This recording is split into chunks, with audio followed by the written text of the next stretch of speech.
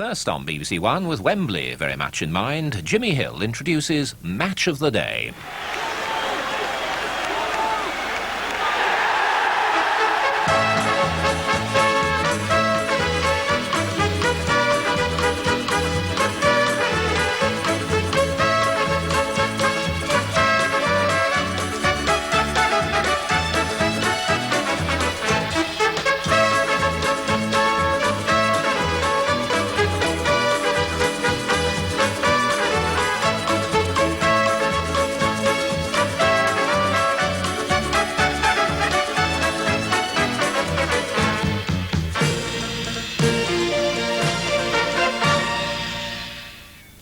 Good evening and welcome to Match of the Day to watch both FA Cup semi-finals which lived up to the highest expectations. I think you'll enjoy the next hour, in which you'll learn, if you haven't already, whether Kenny Dalglish will take Liverpool to Wembley for a potential League and Cup double.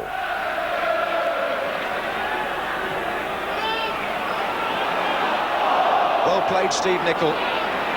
Beardsley. Good effort, fine save.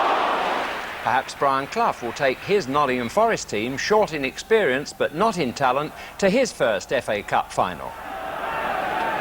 Wilkinson's in there with Foster. Wilkinson's for Clough! Oh, so close for Nigel Clough.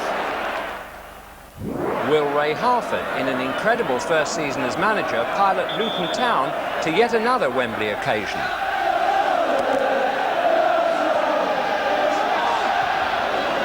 Out by Scales, back by Wilson. And will Bobby Gould, in his first season as Wimbledon's manager, complete a fairy tale for a club only a decade ago in non-league football? Gibson, Fashanu, Foster to him. Oh, well struck. There we goes from the Scottish FA Cup too, and all the promotion and relegation news from Bob. But now let's go to Hillsborough, packed to the gunnels, to see what turned out to be a riveting 90 minutes of fast-flowing, scintillating and sporting football, thoroughly appreciated by 51,000 people and your commentator, John Motson.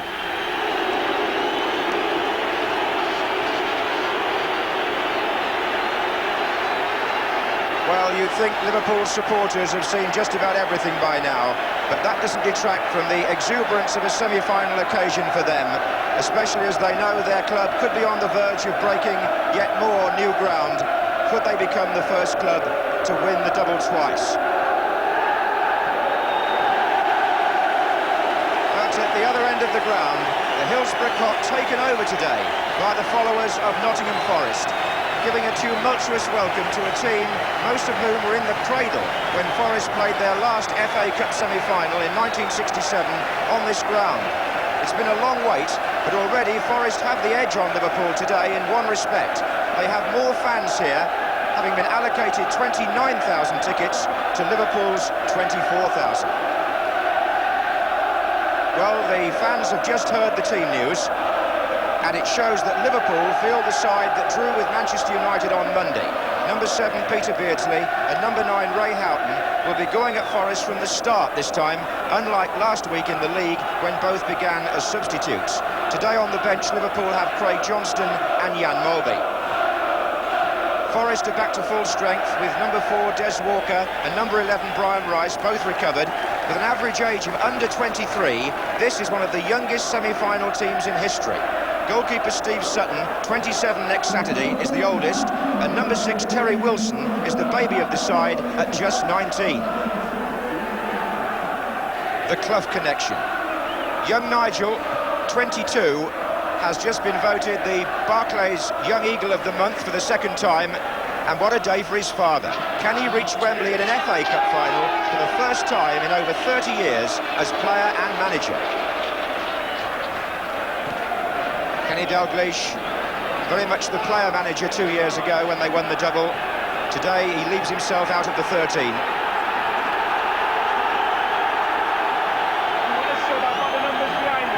The referee, fresh from the Bernabeu Stadium on Wednesday, George Courtney of Spennymoor.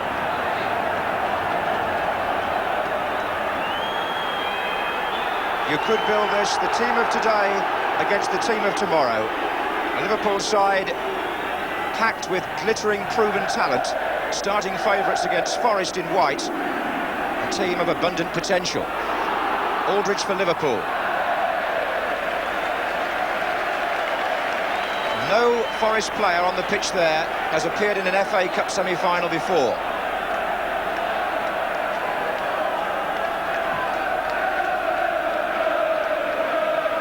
Wilkinson, free kick given against him for the challenge. Liverpool, by the way, yet to concede a goal in the FA Cup this season. Came off Webb and away by Walker.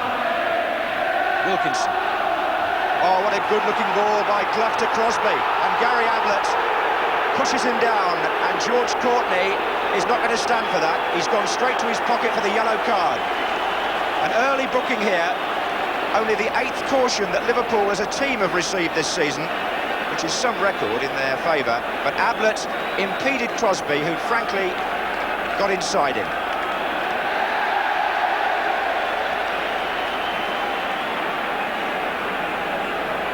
Foster is forward, number 5, supporting Wilkinson in the middle.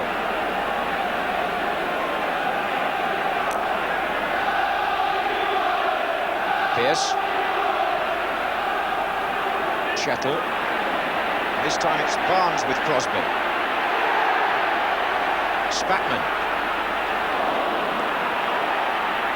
Webb looks for Clough. Wilkinson. It got trapped under the feet there of Paul Wilkinson. It's a good move.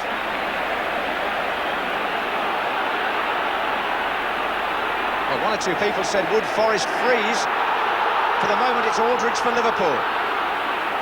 And no sign in the opening minutes of Forest being overwhelmed by the occasion. Offside just, Crosby.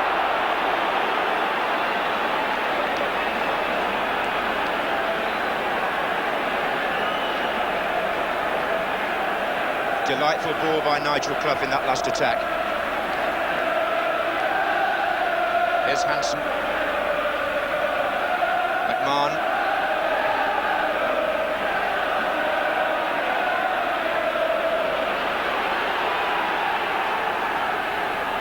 Barnes. And here's Houghton and Barnes. They're appealing Liverpool. They think that struck a Forest player, but it was a lovely 1-2. John Barnes started the move, combined with Ray Houghton, and he tried to finish it with a little curler. One or two shots from Liverpool players, possibly, hopefully, for hands. It's Gillespie's header. Beardsley, McMahon. Good play by Liverpool. Barnes is on the left wing, running past Chettle now. Well found by McMahon. Aldridge is in the centre. Still Barnes. Penalty. Penalty to Liverpool. Chettle was beaten by Barnes' run, and as he came in behind him, Barnes went down, and Liverpool have a penalty kick.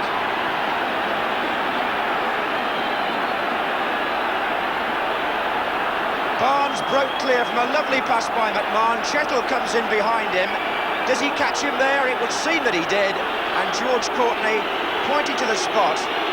And it's down now to John Aldridge, who scores! Liverpool take the lead in the 13th minute.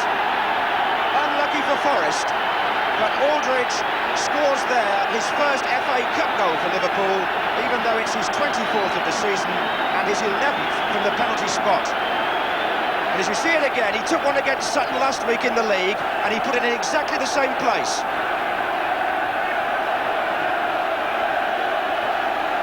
Aldridge not hanging around there, he went for the same side of the goal as last week.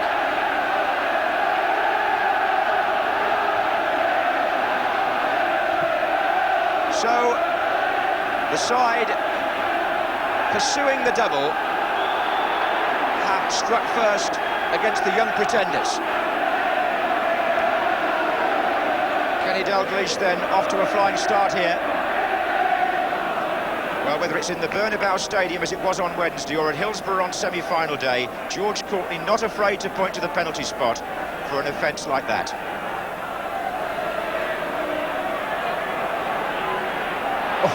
Spackman through for Liverpool. Goalkeeper out. And Steve Sutton did enough. It's a goal kick because the ball came off Spackman last. Barnes made that possible again. He threaded the ball through. And the midfield player running onto it, Nigel Spackman, doesn't often find himself in that sort of position. The goalkeeper made his impact by coming out at the right moment and forced the eventual ricochet to go wide. There's no doubt where Liverpool feel they can win this. John Barnes has made 3 or 4 telling breaks down their left-hand side.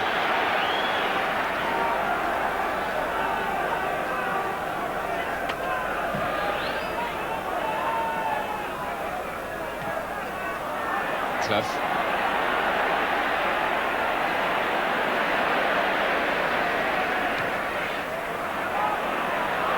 Rice.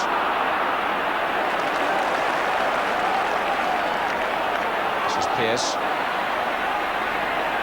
Oh, well played by Pearce. Clough waits. Driven off Hansen. Half away by Spackman, only as far as Rice. And Wilkinson's in there with the header on. Couldn't quite find Webb.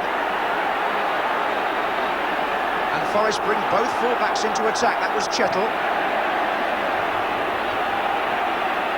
And Beardsley looking for Aldridge. A lovely flow to the match. Alan Hansen, an excellent interception. Houghton has got Beardsley unmarked on the left wing, but he goes for Hansen, who's made the run forward. Aldridge in the centre. Beardsley coming in from the far side. And Hansen's floater, perhaps more of a defender's cross. But just a moment earlier, Nottingham Forest were in a good advanced position, and it was all down to Stuart Pearce, the captain, who got into a nice area of the field by the goal line. Ablett. Beardsley. McMahon. Ablett continued his run. It's McMahon again. Free kick. Terry Wilson.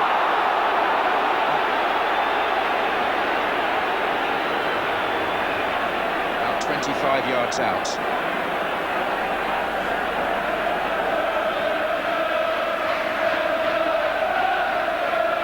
Aldridge runs across. Gillespie goes with him.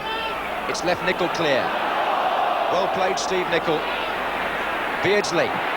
Good effort, fine save. A memorable piece of football in the heat of the semi-final action. Peter Beardsley, but here's Barnes on the far side. That's a goal kick. Peter Beardsley showing such an instinct there as to what was on. Steve Nicol was left free by the rehearsed free kick. It came to Beardsley, and he was so fast to get his shot in, not much backlift, and Sutton knew where it was going.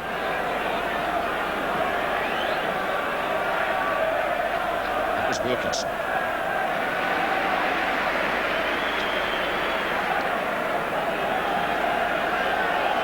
Well, he looks happy enough.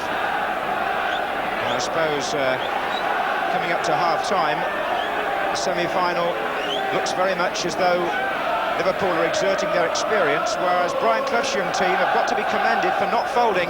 They've kept playing their football. And I think he'll be pleased too with a couple of saves by Steve Sutton. Liverpool supporters ending the first half on a joyful note. But there's been plenty to admire from both teams. John Aldridge's penalty, the only goal. He was one of 3 players booked. But Liverpool attacking with economy, Nottingham Forest attacking on a broad front. But it was that run by John Barnes that really made the difference between the two teams in the first half.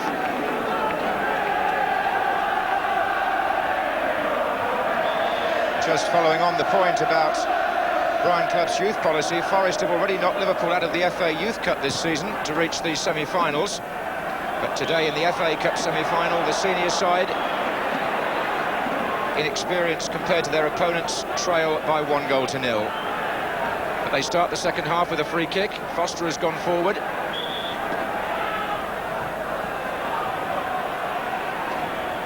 Here's Chettle. And sliced somewhat by Gary Ablett.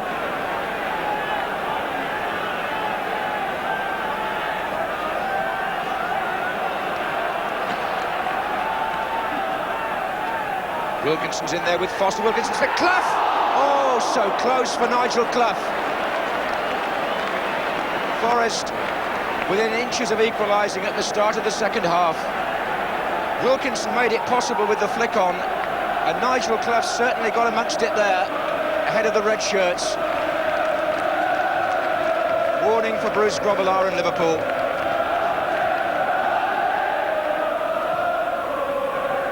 Beardsley.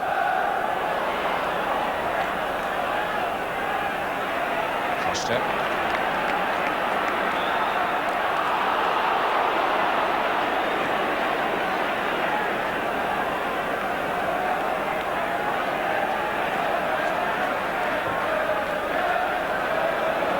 Wilkinson running on. Steve Nicholls got to go with him, and he's knocked him over. Free kick. George Courtney coming up behind them, had no doubts. Houghton prevents them from taking it quickly. Foster's in there again. It's Rice to take it.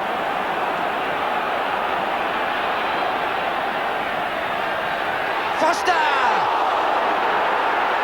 They appealed at the linesman, the Forest players. They thought there was some impeding in there, but Bruce Grobbelaar stood where he was and caught the ball. Liverpool calling on all their hardened experience as Forest start the second half in the ascendancy. But this is what happened before. Barnes, Aldridge is there. Aldridge! And exactly the same again. Liverpool come out of defence and snatch a vital goal. And again, Barnes involved, and what a volley from Aldridge. 52 minutes. Steve Sutton beaten by a decisive finish, and Barnes combines with Beardsley. What quality there between the two England players, and look at this for the volley. One of the best goals you'll see this season, and it comes in the midst of a hectic semi-final, and it puts Liverpool 2-0 up and surely pushes them a little bit nearer to Wembley. And indeed, perhaps to the double, who knows? Rice for Forest. Well, Liverpool, masters at knowing when to strike and how to strike. And Kenny Dalglish will have enjoyed that goal amidst all the tension of this occasion. This was a classic goal. John Barnes and Peter Beardsley combining together. Barnes knew where Aldridge was, and just look at the way he put that away. So for John Aldridge now, 25 goals this season. Here's Hansen. Oh, look at Barnes. Walker will have to be quick here. Barnes is in, and Beardsley's in, and good save Sutton, otherwise it was 3-0 and all over.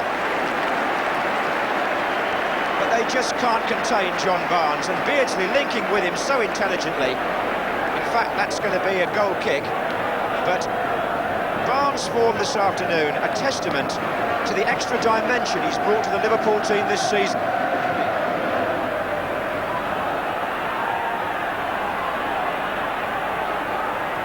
Webb.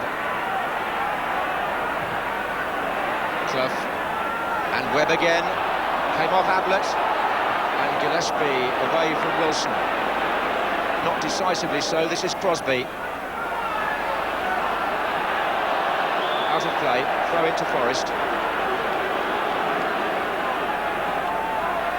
Wilkinson and Foster facing the thrower. Wilkinson! Oh, Hansen didn't get there! And it's gone in!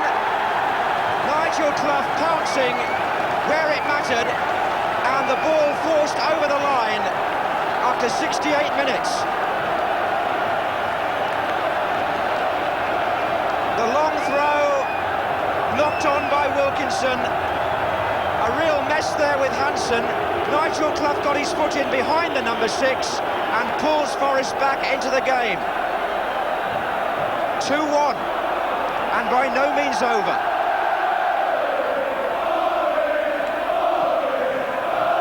Beardsley. And still. Well, what a fluctuating semi-final. Beardsley. And still, well played by him. And Barnes. And over. Well, Nottingham Forest may have looked to be out of it at 2-0 down, but just when they needed it, look at this. Wilkinson flicks it on, it goes beyond Gravelar, and the foot from Clough comes in behind Hansen.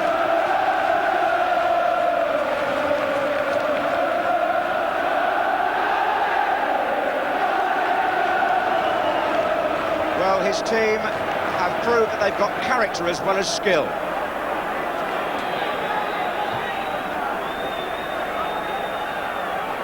Here's Spackman. Aldridge.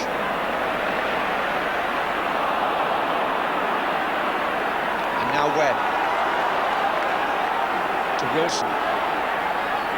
Nigel Clough. Oh, what a match he's had. Crosby. Webb's in the middle, so is Wilkinson. Still Crosby. Oh, and still. And Clough's in there again, and so is Chettle. Oh, high drama. And at the heart of the action, little Gary Crosby. And also Nigel Clough, who seems to have taken a bang on the head.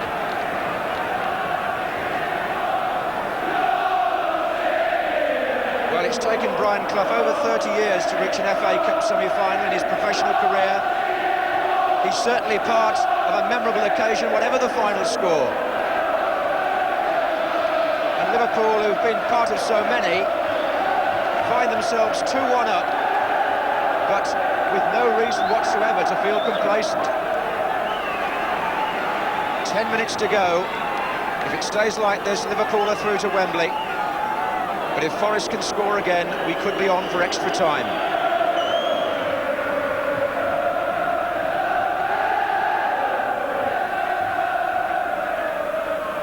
Beardsley, onside, Ray Houghton. Aldridge sprinting into the centre.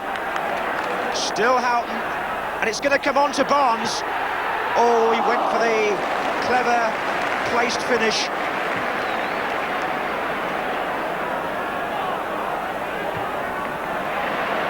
Hardly time to draw breath. Maybe a back pass will allow everyone to do so.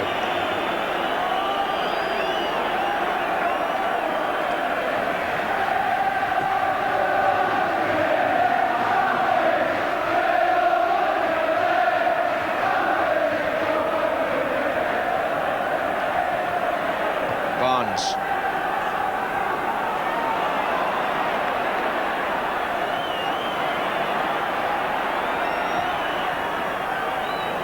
Clough.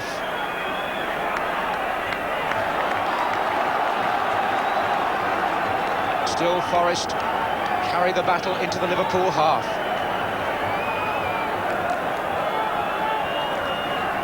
Webb. Rice to Pearce. Foster's up again. Here's Webb. Wilson! Well, it was a decent enough strike, but it went straight into Grobbelaar's midriff.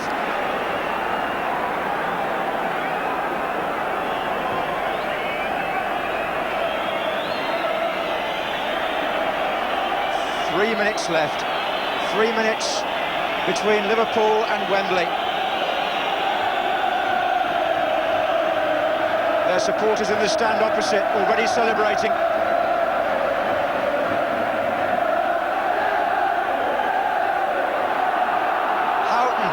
He's got Beardsley in the middle. Oh.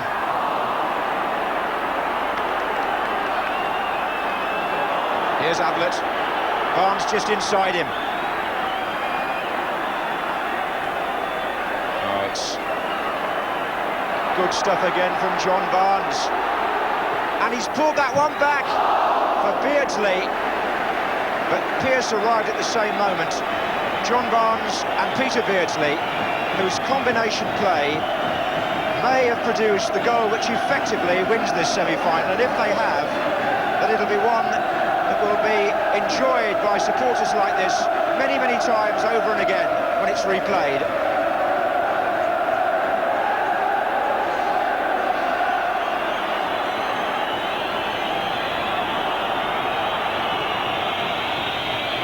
Again, Nigel Clough's layoff so assured. Chettle. And Crosby's onside. Wilkinson and Clough waiting in the middle. It's gone behind them both.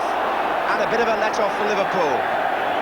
McMahon's clearance only to Wilson. A minute left. Forest have possession with Pearce. Swung in again. And Ablett gets his hit. What a climax. Wilkinson and Foster waiting. And Liverpool have pulled everybody except John Aldridge back. Forest have left 7 players forward. Pearce to Chettle. Liverpool fans whistling anxiously. Forest striving to force extra time. Forward by Chettle. Will it run on for Alan Hansen?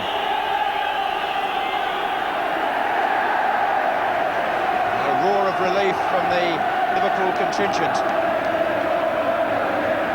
Barnes.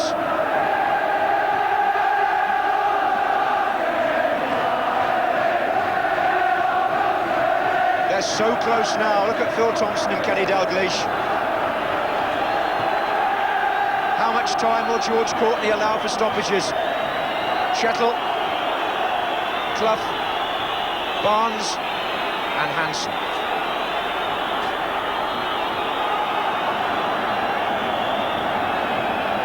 Well, they've seen it all before in one way, but he hasn't been in this position, and there'll be a few people who'll show some sympathy for Brian Clough and his young team if they lose, which they're within surely seconds of doing now. It's a compliment to them that they've stretched Liverpool nearly all the way. George Courtney is telling Liverpool that he's adding time on for these stoppages, and that may give Forest a chance. No, it won't. Liverpool are through to Wembley. Brian Clough is defeated, but Forest do themselves justice on a quite memorable day, especially for John Aldridge, whose fabulous goal after 52 minutes, the best move of the day, effectively won this semi-final. John Barnes may be the man of the match. And as Hillsborough celebrates, or the Liverpool fans do anyway, football too can look back on this match with pride. It was a splendid, stirring, sporting occasion. Liverpool know that the double is still on for the second time in 3 years. Kenny Dalglish takes his team to Wembley again, but only after quite a struggle against a Forest team who, even when they were 2-0 down, refused to give up. But in the end, Liverpool's experience overcomes Forest's freshness, and they go through to Wembley 2-1 winners after surely one of the best semi-finals since the war. Oh, what a splendid match that was. Liverpool's class won it in the end, but Forest youngsters shook them rigid and dominated the game for considerable periods. Not many teams put Liverpool that much out of their stride, and Forest deserved the highest praise, as did John Barnes, whose form must have had Bobby Robson licking his lips. Well, it's worth playing again his part in Liverpool's second goal. As you saw, it was Beardsley who flicked him through there, but it's worth observing the look. It wasn't just a cross anywhere. There's the look, and a half-volley cross curving round beautifully out of the keeper's reach and straight on for Aldridge there to do the rest with jubilation. What's it like to play in this Liverpool side? Brilliant. Brilliant. There's a lot of movement and you get a lot of the ball, you know, so there are no excuses as to, you know, why if you don't produce the goods. You say there's a lot of movement, a lot of skill, a lot of that comes from you. Well, no, it's okay saying one person who moves, but I mean, if the rest of the team isn't moving, one person moving in is going to make that much difference. So I think it's the fact that the whole team moves and plays the ball and just played very simply. Well, before we're accused of underrating Liverpool, let's leave the tribute to them to come from a very sporting but disappointed gentleman. We feel fine. We give it our best shots. We were beaten by a better side. There was a time when Liverpool were 2-0 up and they looked to have the game well in control and were giving your youngsters a bit of a run around. We were worried they were going to go 3-0 up and 4-0 up, actually. But they didn't, and we got a goal and we made a match of it. It was a good match. I told Ronnie Moran at half-time we'd got a good match in our hands. In fairness, I don't think this young man here, Gary Crosby, quite had the impact on this game that he did in your league match against Liverpool last Saturday. In my opinion, I think he did. I think he was a constant threat to them. I think he was a constant worry to Liverpool. And next year, when he grows a wee bit, and the dog stops picking him up, I think he'll be a lot better. I do hope he makes it one day. Staying with Cup semi-finals, in Scotland, Aberdeen and Dundee United must meet again at Dens Park on Wednesday after drawing 0-0 this afternoon. But in the other game, Celtic, like Liverpool, are on course for the double after coming back dramatically against Hearts in front of 73,000 at Hampden. Way to the far side, Galloway. He hooks it in and White is there. And again, Whittaker, up goes, it's in from Whittaker. Roy Aiken right on the line there. I think he wants a near post one. Henry Smith is up. He can't get it in. It's gone in. Mark McGee.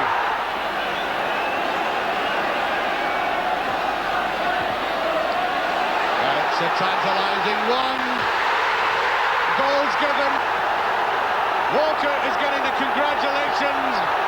2 goals in the last 3 minutes. In the First Division, a sensational debut for 17-year-old Alan Shearer. He scored a hat-trick in Southampton's 4-2 win against Arsenal. The other main news involves clubs fighting relegation. Despite their biggest league win of the season, Watford stay bottom but move within 3 points of the team they beat 3-0, Oxford, and within 6 of Portsmouth, who lost 2-1 at Everton this morning. Charlton stay in the playoff position but earned a valuable point in a goalless draw at Coventry. And Chelsea's 1-0 win against Derby, their first in 22 games, moves them up 2 places and puts them above West Ham, who didn't play today. Other news later. Well, now for our second FA Cup semi-final between Wimbledon and Luton Town, played at White Hart Lane. Not a full house, but those that went had their money's worth, as you'll see. Your commentator is Barry Davies. For Andy Dibble, Luton's deputy goalkeeper, getting his chance because of Les Celia's injury. Semi-final day offers hope of a change of direction. For Wimbledon's Terry Gibson, it brings a return home to where his career started. He's fit to take his place, as are all the Wimbledon wounded who've given the physiotherapist Steve Allen such a busy week. And they include John Fashanu, whose clash with Steve Foster promises a few local earthquakes. Rob Johnson instead of Ian Allinson is the decision in Luton's starting lineup, with Darren McDonough recovered from a twisted ankle.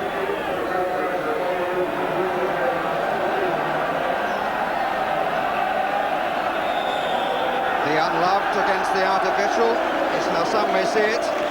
The other semi-final certainly, but it may perhaps produce a few surprises, both here and from the winners at Wembley.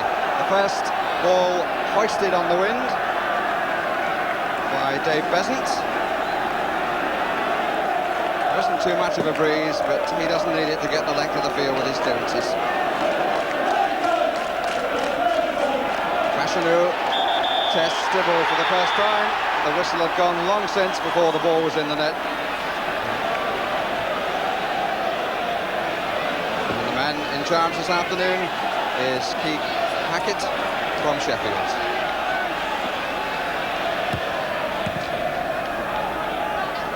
Harford and Young. Grimes and Cork. Wimbledon ball.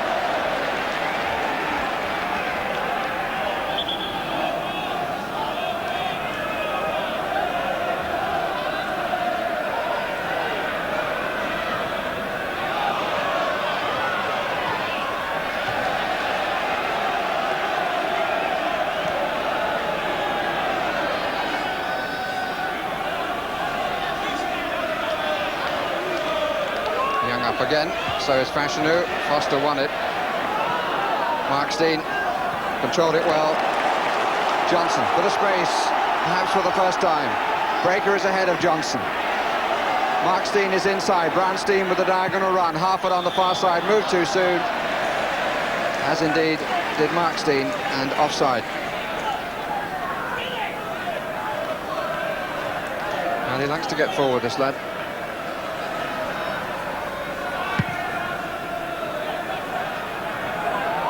Foster goes for the challenge. Donachie at the back. And no one there as Fashanu won it. Foster, who knows what it's like to play in the final, albeit a final replay of the FA Cup. He was on the losing side for Brighton against Manchester United. Oh, onside! says the linesman. This is John Fashanu against Dibble, and Dibble does well, and Fashanu will be very disappointed with his control.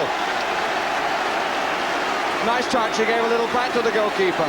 But that was a clean break, the flag stayed down, and Dibble timed his run out to perfection, and Fashanu helped him.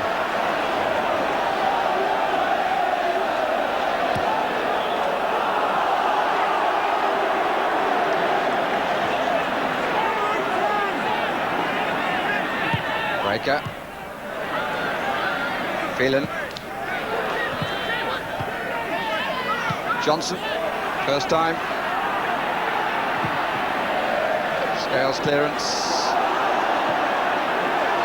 And Foster almost lost his headband. Gibson is onside. Dibble again makes the save, and Fashanu is wide with a follow-up. He rather flashed at the opportunity that came to him, Fashanu, but it was a very good through ball that was played by Wise. And Gibson certainly threatened, and Dibble has really settled to his task with some style.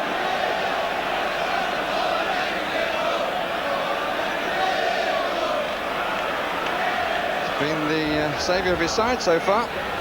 He has had a bit of help from the opposition finishing. On by Motson to Harford. Had nobody wide. Plays bunched an awful lot down the middle. Bit of push and shove between Harford and Young off the ball. Gibson. Foster's got to watch. He's got to watch, and he didn't. Here's Fashanu. Donachie trying to get back to cover. Dibble back as well, and they survive. And really, the player coach, Steve Foster, deserves the rocket that I'm sure he will get. He just didn't look. It was a basic error that very nearly was so costly. Well claimed. And Fashanu denied for the third time.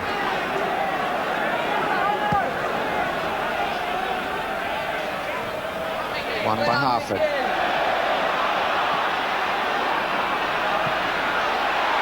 Onside again. Wise. Dibble again to the rescue.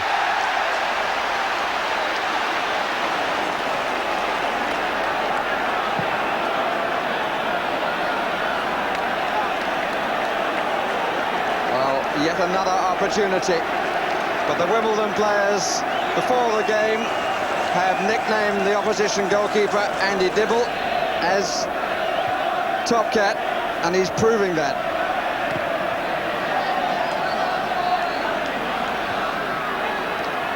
If you follow the cartoon series, you'll understand why.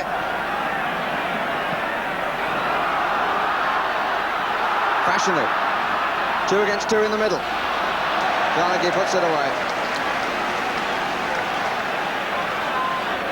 But Dibble, so far, is the man in charge.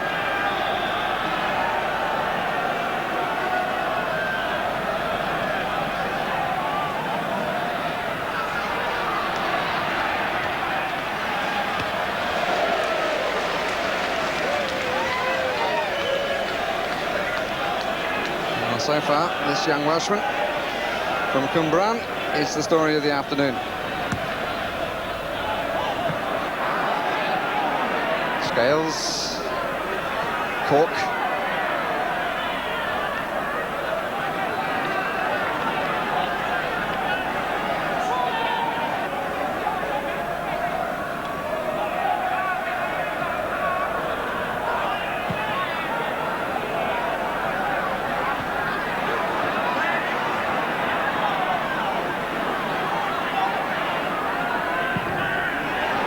Wilson, it's a good ball from Grimes. 2 up, the 2 Steens, and here's Johnson. Struck it well first time. Long clearance, finds 2 against 2, and is very well won by Foster. And the free kick is against Mick Harford.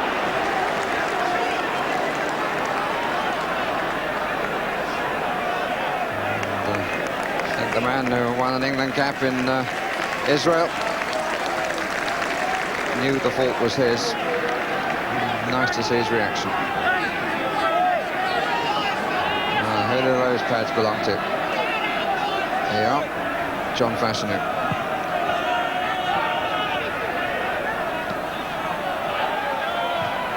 By Foster. It's really surprising that Wimbledon don't seem to be able to get the length of these free kicks right.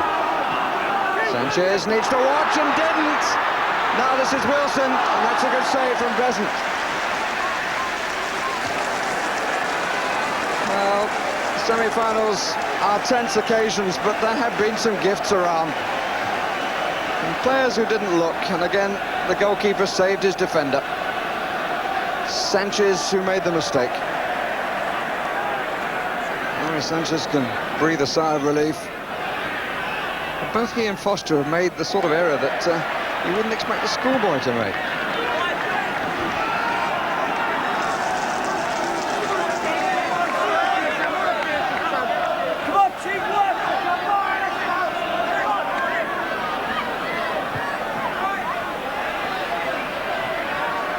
Foster. Jones. Fashanu won't get that.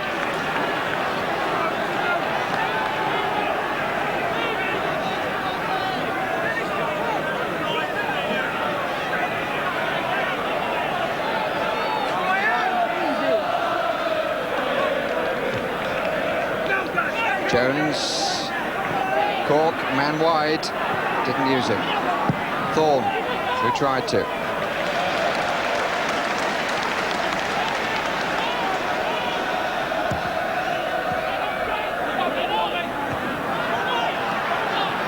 Steve Foster. Brian Steen. Wilson going out to the left, decides to come inside instead.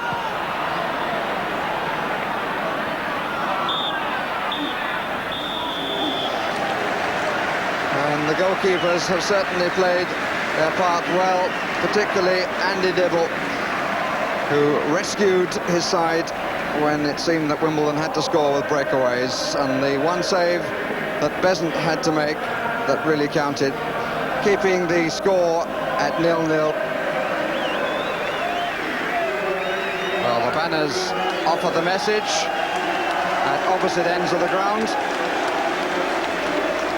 but will it get through to the players in the second half? Steen brothers get us underway again. And John Fashanu immediately in the action.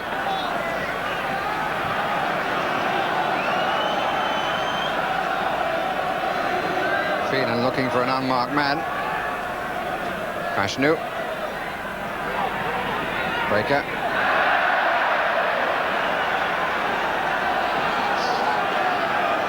That was an opportunity for a long throw. Jones has gone across. Young has come up. Sanchez there on the edge of the 18-yard area, and Young has gone all the way forward to the edge of the 6-yard area. And gets a bit of a touch.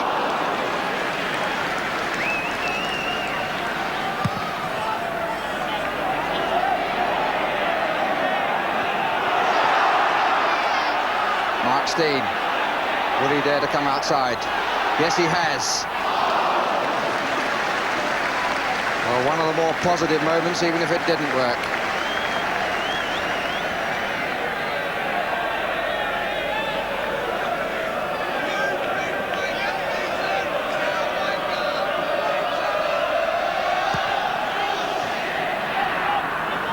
Johnson. Sanchez, Phelan, Wise.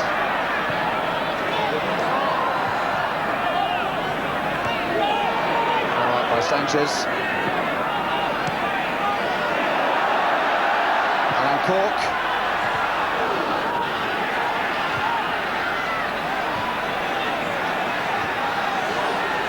Foster. A back made. Free kick is Luton's way.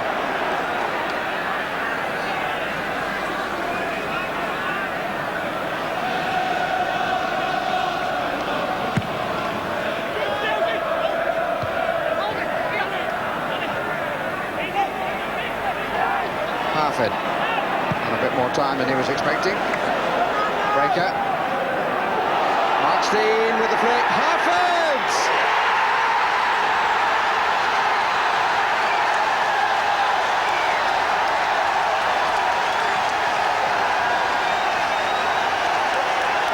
Goal number 21 of the season.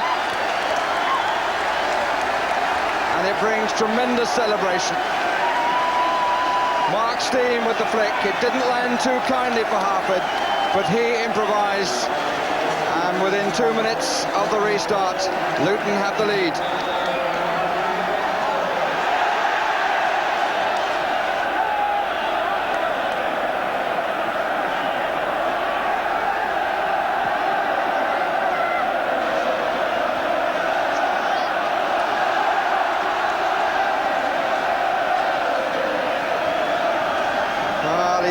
Too many opportunities, but he certainly took that one, which was not easy the way it landed, with some aplomb after the flick from Markstein.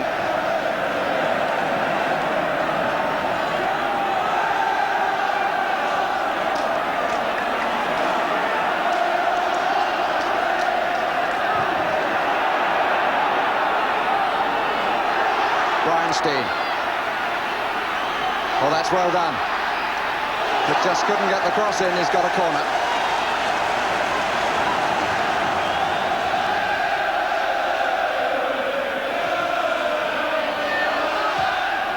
Put away by Thorne.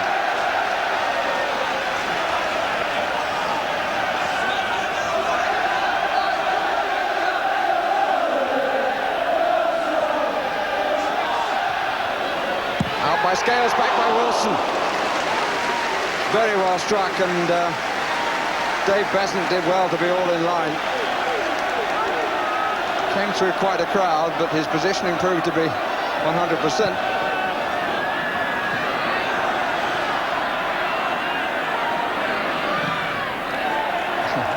Came off the corner post for a throw.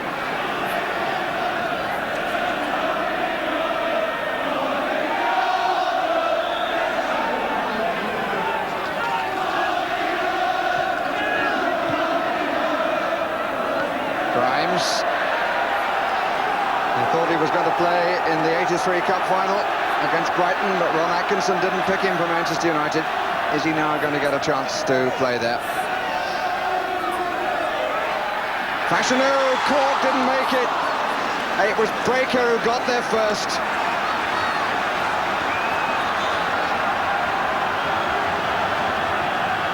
Really, he did well. Cork on the near post, Thorne further over. Young coming in, so is Fashanu, and Dibble drops it, and a penalty. It's quite right. Dibble certainly held the legs of Terry Gibson. Absolutely no doubt about it. Mr. Hackett, who was on the other side of the area, pointed immediately to the spot. And Andy Dibble has to add to his heroics. So John Fashanu with the chance for his 21st goal of the season to make it 1-1. And he takes it in such a simple fashion. All the applause is now at the other end of the ground. And the hero of the first half now knows what it's like to be on the other side of the coin. 55 minutes gone, and we're back to all square, and the two centre forwards have each reached a total of 21 goals in the season. One by Young. Sanchez. Seems to be seeing more and more of the ball, Sanchez. This is Fashanu. Free kick.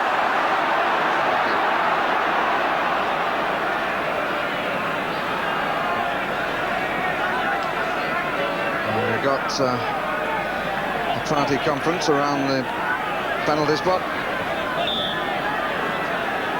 Nobody pulling wide at all. Now Cork starts to run. And it needed Donachie to cover him. Wise Good check out, good turn. Cork. Fashanu.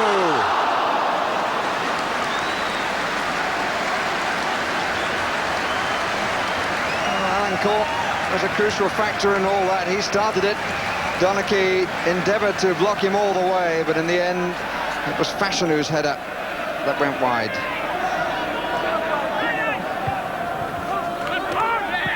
Harford. Steen. Scales nicked it off him.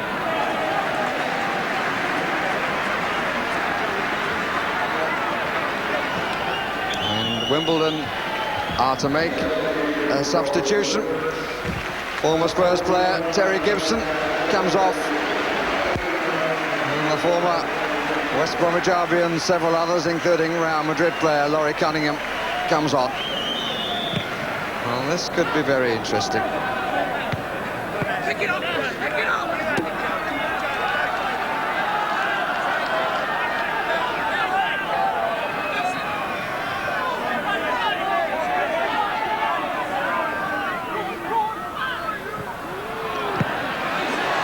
Cork, oh yes, it's Little Wise.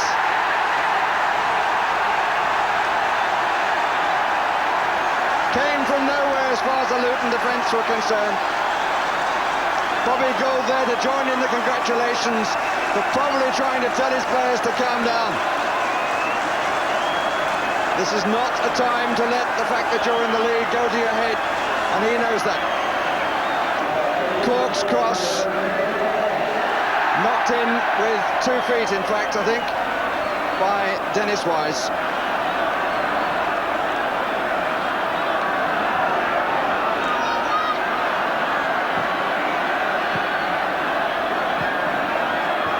McDonough. They'll have Luton got it in them to come back. Mark Steen. Fouled by Vinnie Jones. Dennis Wise's 9th goal of the season. He's made his hair stand on end.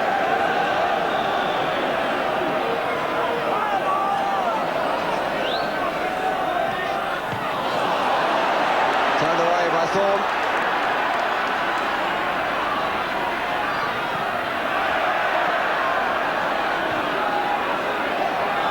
Thorne again wins it. Wilson.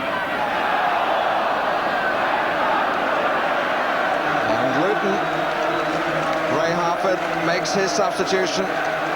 Off comes Ashley Grimes, and he's replaced by Kingsley Black.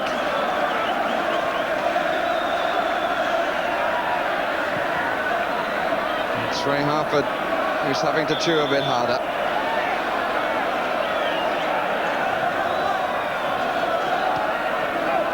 Jones, Costa covering. Fashanu, not a judge to have used his arm. 4 minutes remaining.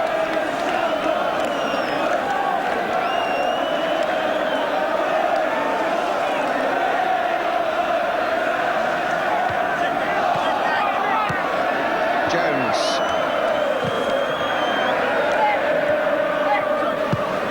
Away by Young. Given away by Cunningham. Phelan gets back. For all the world, you'd think he was losing.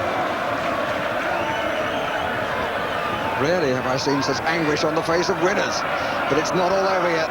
The expressions will change markedly in a few moments.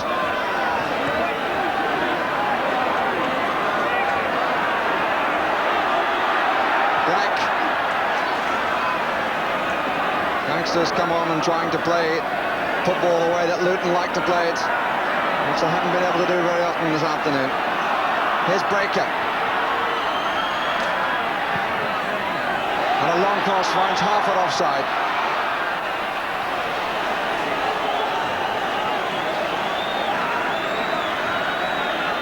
Oh, the agony of the closing seconds.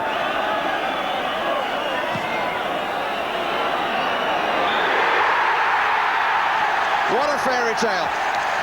Wimbledon are at Wembley. Dennis Wise, the scorer of the winning goal, is ecstatic. So is the chairman and manager of the club, who only 5 years ago came out of the 4th division, only 11 years ago joined the Football League, replacing Workington Town. It's a magic moment for them. But there are always two sides of the story. And look at that, for a face of desperation, the Luton manager, Ray Harford. The door has been shut in his face on this route to Wembley. Terry Gibson doesn't mind that he was replaced, because he will get a chance, like the rest of them, to walk out on the hallowed turf, which a few years ago seemed absolutely miles away from Wimbledon. Wimbledon the victors, 2-1. Well, understandable excitement considering the extent of the achievement of Wimbledon, Don Howe and Bobby Gould, who I can remember signing as a 16-year-old for Coventry City way back in 1961. Well, he's lost none of his determination. Looking ahead to the big day, the really big day, how do you prepare for that? I experienced that in 1974-75 with West Ham, and it is the greatest build-up of any cup competition you could ever wish for. From now on in, it is the one thing only. It'll be very difficult for Don Howe and myself to make sure that they get their feet back on the ground for the league matches, but we will endeavour to do so.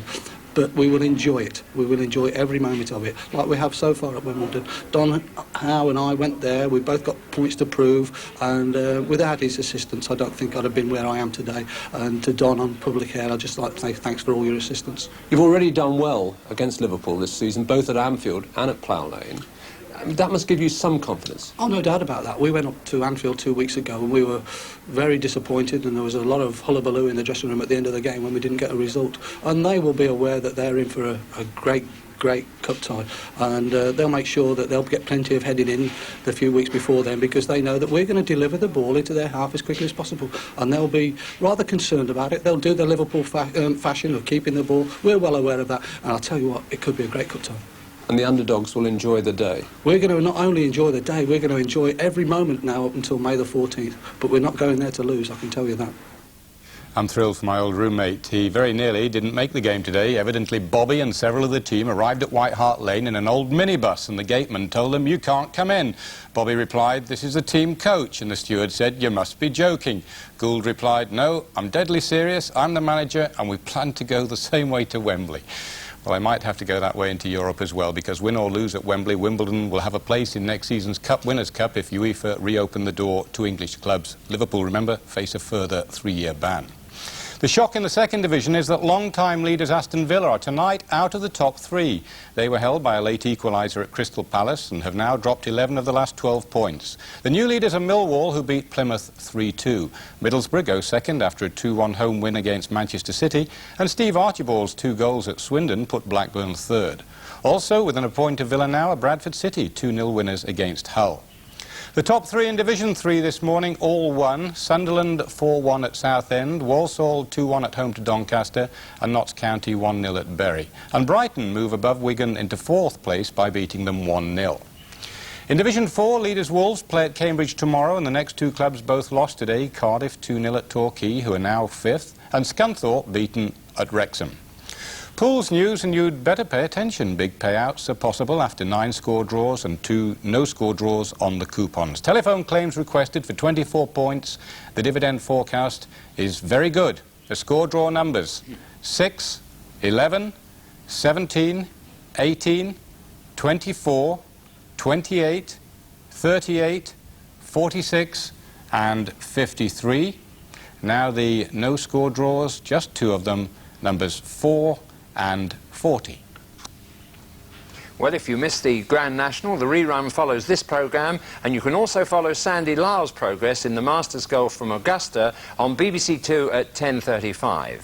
There's football on Sports Night on Wednesday, and we'll be back next Saturday evening with the best of the non-stop action from the Mercantile Credit Festival of Football from Wembley, where just 4 weeks later, illustrious Liverpool take on the club who've made a dream come true, Wimbledon.